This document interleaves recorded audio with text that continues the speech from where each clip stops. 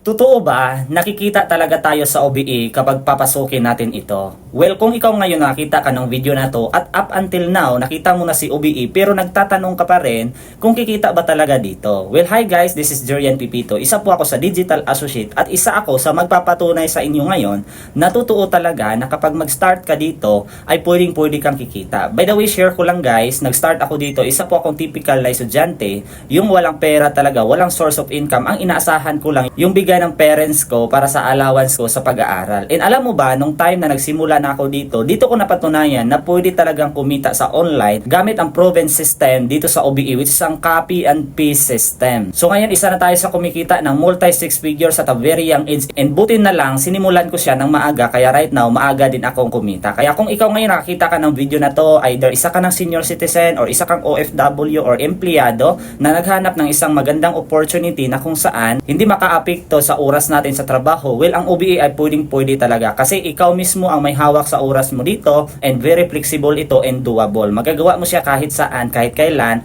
as long as meron ka sa mga requirements na ito. Una ay dapat may cellphone tayo, mapaluma man or bago, as long as gumagana. And pangalawa, dapat may internet connection tayo kasi nga, online natin itong gagawin si OBE. And last, yung pinaka-major requirements natin dito ay magkaroon tayo sa tinatawag namin na account ID or user ID. Kung gusto mo magkaroon ng user ID, i-contact mo lang ako, mag-message ka lang sa comment section at i-type mo dyan, I want to learn more, para mag-guide kita at maturo ko sa iyo kung paano. See you in my inbox.